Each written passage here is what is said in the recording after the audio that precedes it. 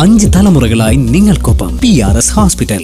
കാശ്മീരിൽ പൽഗാമിലുണ്ടായ ഭീകരാക്രമണത്തെ തുടർന്ന് പാകിസ്ഥാൻ്റെ ഭീകര കേന്ദ്രങ്ങൾ നാം തിരിച്ചടിച്ചു. സ്വാഭാവികമായി സൈനിക ആക്രമണമാണ് ഉണ്ടാകുന്നത്, അല്ലെങ്കിൽ സൈനിക കേന്ദ്രങ്ങളെയാണ് അടിക്കുന്നത്, അല്ലെങ്കിൽ സിവിലിയന്മാർക്കാണ് ബുദ്ധിമുട്ടുണ്ടാക്കുന്നത്. ഇതൊരു സിവിലിയൻ ഏരിയയിലും നമ്മൾ അടിച്ചില്ല, സൈന്യത്തെ അടിച്ചില്ല.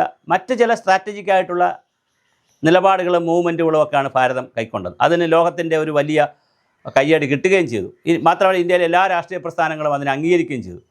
എന്നാൽ സോഷ്യൽ മീഡിയയിൽ ചില ചേട്ടന്മാർ, പ്രത്യേകിച്ച് വളരെ ഉത്തരവാദിത്വപ്പെട്ടവർ, CPM-ൻ്റെ പോളിറ്റ് ബ്യൂറോയും CPM-ൻ്റെ ജനറൽ സെക്രട്ടറി സഖാവ് MA ബേബി അടക്കമുള്ള ആളുകൾ, അതുപോലെ നമ്മുടെ മുഖ്യമന്ത്രി ശ്രീ പിണറായി വിജയൻ, സംസ്ഥാന സെക്രട്ടറി ഗോവിന്ദൻ മാഷ്, അങ്ങനെ വളരെ പ്രമുഖരായിട്ടുള്ള എല്ലാ നേതാക്കളും ഈ നടപടികളെ എല്ലാം അംഗീകരിച്ചുകൊണ്ട് നമ്മുടെ സൈന്യത്തിന് സമ്പൂർണ്ണമായ പിന്തുണ കൊടുത്തപ്പോൾ വളരെ ഉത്തരവാദിത്തപ്പെട്ടൊരു നേതാവ് സ്വരാജ് കയറി വന്ന് പറയുന്നു, അതിർത്തിയിൽ യുദ്ധം നടക്കുമ്പോൾ നമ്മൾക്കിവിടെ പൂരമാണ്, നമുക്ക് വീട്ടിൽ സന്തോഷമാണത് കാണാൻ.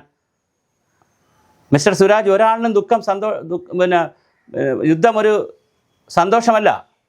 യുദ്ധത്തെക്കുറിച്ച് വായിച്ചിട്ടുള്ളവരോ പഠിച്ചിട്ടുള്ളവരോ കേട്ടിട്ടുള്ളവരോ കണ്ടിട്ടുള്ളവരോ ഏതെങ്കിലും സിനിമയെ കണ്ടിട്ടുള്ളവരോ ഏതെങ്കിലും കലാപം കണ്ടിട്ടുള്ളവരോ ആർക്കും അതൊരു സന്തോഷം നൽകുന്ന കാര്യമല്ല.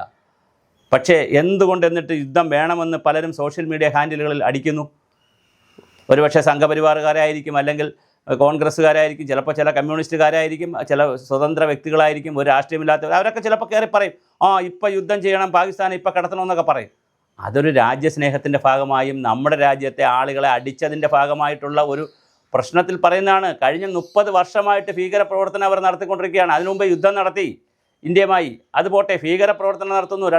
1979 മുതൽ നിങ്ങൾ ഇങ്ങോട്ട് കാശ്മീരിനെ ആക്രമിച്ച മുതൽ നിങ്ങൾ ഇങ്ങോട്ട് എടുത്തു നോക്കൂ. കാശ്മീരിനെ മാത്രമാണോ? അതിനെ തുടർന്ന് പാർലമെൻറ്റ് ആക്രമണം നടത്തി, ഉറിയിൽ സൈന്യത്തിനെ ആക്രമിച്ചു, ബോംബെയിൽ ആക്രമിച്ചു, അതുപോലെ തന്നെ പുൽവാമയിൽ ആക്രമിച്ചു, പഹൽഗാമിൽ ആക്രമിക്കുന്നു.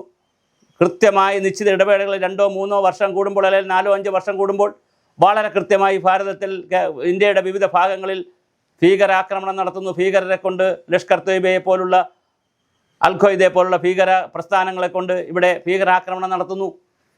ഇത് സ്വരാജിനെ പോലുള്ളവർ കാണുന്നില്ലേ? പിന്നെ മറ്റൊരു മേഡമുണ്ട്, ശാരദാക്കുട്ടി.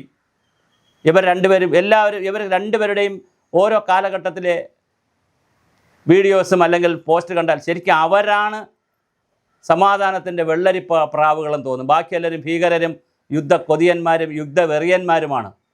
എല്ലാവരും നിൽക്കുമ്പോൾ ഇവർ ഇരിക്കും. ഈ ബാച്ച് ഇരിക്കുമ്പോൾ കിടക്കും, അല്ലെങ്കിൽ നടക്കും. എന്താണോ മറ്റുള്ള പൊതുവികാരം അതിനെതിരെ വർത്തമാനം പറഞ്ഞ് കയ്യടി നേടുക, റീച്ച് നേടുക, റീൽസ് ഇടുക എന്നുള്ളതാണ് ഇവരുടെ ഒരു രസകരമായ, അതൊരു താത്വിക അവലോകനം എന്നൊക്കെയാണ് പഠിച്ചു വച്ചിരിക്കുന്നത്. ഇതിനകത്തൊന്നൊരു താത്വിക അവലോകനമില്ലെന്നേ, പരമ പുച്ഛമായിരിക്കുമെന്നേ ജനങ്ങൾക്ക്.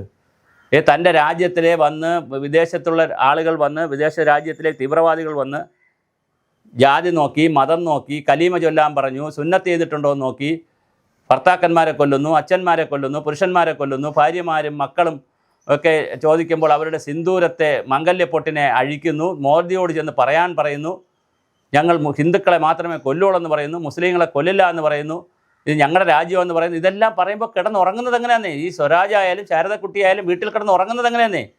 ഇവിടെ ഒരു പട്ടാള സംവിധാനവും സൈന്യവും പോലീസും അതിൽ നോക്കുന്ന കാവൽ ഭടന്മാരായ മന്ത്രിമാരും മന്ത്രിസഭയും പ്രധാനമന്ത്രിയും പ്രസിഡൻറ്റും ഒക്കെ ഉള്ള വലിയ സന്നാഹമുള്ളത് കൊണ്ടാണ് മിസ്റ്റർ സ്വരാജ്, ശാരദക്കുട്ടിയമ്മ നമ്മളൊക്കെ ഇവിടെ സുഖമായിട്ട് കിടന്നുറങ്ങുന്നത്. അങ്ങനെ ഉണ്ടുടുത്ത് സുഖമായി ഉറങ്ങുമ്പോൾ നമുക്കിരുന്ന് തള്ളാം. എല്ലാവരും ഒന്ന് പറയുമ്പോൾ നമുക്ക് വേറൊന്ന് പറയാം. പൊതുവികാരം ഒന്നിച്ച് നിൽക്കുമ്പോൾ നമുക്ക് എതിർവികാരം പ്രകടിപ്പിക്കാം. സ്വാഭാവികമായിട്ട് എതിർവികാരം പ്രകടിപ്പിക്കുന്നതിനേക്കായിരിക്കും കൂടുതൽ റീച്ച് കിട്ടുന്നത്. അത് ചെയ്യാം, കയ്യടി കിട്ടും. പക്ഷേ എന്ത് ഗുസ്തിത്തരവും പറയരുത്. തിരിച്ച് പറഞ്ഞാൽ നിങ്ങൾ രാജ്യദ്രോഹമാണ് പറയുന്നത്, ദേശവിരുദ്ധതയാണ് പറയുന്നത്. അപ്പോൾ ചോദിക്കും, യുദ്ധവിരുദ്ധ, ദേശവിരുദ്ധ അല്ല. ഇത് പറയേണ്ട സമയമല്ലെന്ന്. ഇവിടെ ആരും യുദ്ധത്തിനും തയ്യാറായി നിൽക്കുന്നില്ല. ഭാരത യുദ്ധത്തിന് തയ്യാറായി നിൽക്കുകയാണ്. പാകിസ്ഥാൻ യുദ്ധം ചെയ്യാനുള്ള കഴിവുമില്ല, അതിനുള്ള ആംബിയൻസും ഇല്ല. അവർ യുദ്ധത്തിനൊന്നും തയ്യാറായിട്ടുമില്ല. പിന്നെ ചെറിയ കാര്യങ്ങൾ നടന്നാൽ പോലും, ഒരു ആക്രമണം ഉണ്ടായാൽ, തിരിച്ചടി ഉണ്ടായാൽ ഉടനെ യുദ്ധം എന്ന് പറഞ്ഞാൽ പിന്നെ യഥാർത്ഥ യുദ്ധം വരുമ്പോൾ എന്താ പറയുക നമ്മൾ? അപ്പോൾ യുദ്ധമൊന്നുമല്ല. ഇത് ആക്രമിച്ചു, തിരിച്ച് പ്രതികാര നടപടിയിൽ നിന്ന് പോലും പറയാൻ പറ്റത്തില്ല. തിരിച്ച് നമ്മൾ ആക്രമിക്കുന്നു, അത്രയേ ഉള്ളൂ. തിരിച്ചടി കൊടുക്കുന്നു. ആർക്കാ തിരിച്ചടി കൊടുക്കുന്ന? ഭീകര സംഘടനകൾക്കാണ്, ഭീകരവാദികൾക്കാണ്. അവരുടെ താവളങ്ങളിലാണ് അടിക്കുന്നത്. അപ്പോൾ അതെങ്ങനെയാണ് രാജ്യങ്ങൾ തമ്മിലുള്ള യുദ്ധമായി മാറുന്നത്? അപ്പോൾ അതൊരു സൈനിക യുദ്ധമൊന്നുമല്ല.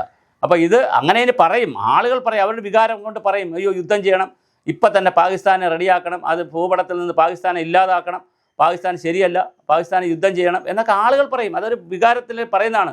പക്ഷേ ആ വികാരത്തോടൊപ്പം ചേർന്നുകൊണ്ട് ആ ഉടൻ തന്നെ യുദ്ധം വരുന്നു എന്ന് പറഞ്ഞിട്ട്, അല്ലെങ്കിൽ യുദ്ധമല്ല പരിഹാരം എന്നൊക്കെ പറഞ്ഞ് യുദ്ധവിരുദ്ധം എന്നൊക്കെ പറഞ്ഞിറങ്ങുന്നത് എന്താണ്? രാജ്യവിരുദ്ധതയാണ്. അത്തരം ഇടപാടുകളൊന്നും ചെയ്യരുത്. ഈ സമയത്ത് വേണ്ടത് എന്താണ്? എന്തെങ്കിലുമൊക്കെ തെറ്റുകൾ ചിലപ്പോൾ കാണും. അപ്പോൾ ആദ്യം പറഞ്ഞത് എന്താണ്? 15 ദിവസം കഴിഞ്ഞു പോയി. 15 ദിവസം കഴിഞ്ഞെങ്കിലും കൃത്യമായി വളരെ സ്ട്രാറ്റജിക്കായിട്ടല്ലേ തിരിച്ചടിക്കുന്നത്. അപ്പോൾ അതന്നെ അംഗീകരിക്കണം. നമുക്ക് ഒരുപക്ഷെ അംഗീകരിക്കാൻ ബുദ്ധിമുട്ടുണ്ടാവും. നമുക്ക് ഇഷ്ടമല്ലാത്ത രാഷ്ട്രീയ പാർട്ടിയായിരിക്കും അവിടെ ഇരിക്കുന്നത്. ഇത്രയും കാലം കോൺഗ്രസ് അല്ലേ ഭരിച്ചത്. അപ്പോഴും തിരിച്ചടിച്ചാൽ നമുക്കിത് അംഗീകരിക്കണ്ടേ? ഇനി നാളെ കമ്മ്യൂണിസ്റ്റ് പാർട്ടിയുടെ ഒരു ഇന്ത്യ മുന്നണി അധികാരത്തിൽ വന്നാൽ അവരും ഇതൊക്കെ തന്നെയല്ലേ ചെയ്യുന്ന സൈന്യത്തെ കൊണ്ട്. അല്ലാതെ കെട്ടിപ്പിടിച്ച് ഉമ്മം കൊടുക്കും പാകിസ്ഥാന് പോയിട്ട്, അല്ലെങ്കിൽ ഭീകരന്മാരെ എല്ലാവരും ഇങ്ങനെ വരൂ, നിങ്ങൾ ഇത് പറഞ്ഞ് ഞങ്ങൾ യുദ്ധത്തിൽ നിന്ന് വിശ്വസിക്കുന്നവരല്ല, ഞങ്ങൾ സർവ്വലോക നിർഗുണ പരബ്രഹ്മങ്ങളാണ്, എല്ലാവരും ഇങ്ങ് വരൂ, നമുക്കിവിടെ സംഗീതം പാടാം, കഥകളി കാണാം, പാട്ട് പാടാമെന്ന് പറയൂ. ഇന്ത്യ മുന്നണി വന്നാലും ഏതെങ്കിലും പാർട്ടി ഒറ്റയ്ക്ക് വന്നാലും ഇതൊക്കെ തന്നെയല്ലേ സൈനിക നടപടി.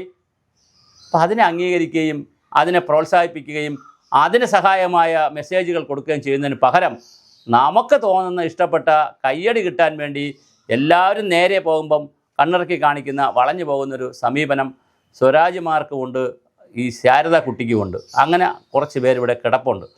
അവർക്ക് ഈ രാജ്യവും പ്രശ്നമല്ല, സമൂഹവും പ്രശ്നമല്ല, ജനങ്ങളും പ്രശ്നമല്ല. അവരിങ്ങനെ പറയും, അവർ താത്വികമായി കാര്യങ്ങൾ പറയുന്നവരാണ്. അത് കേട്ടോളണം ബാക്കിയുള്ളവർ. എന്തൊരു ദുരന്തമാണിതൊക്കെ.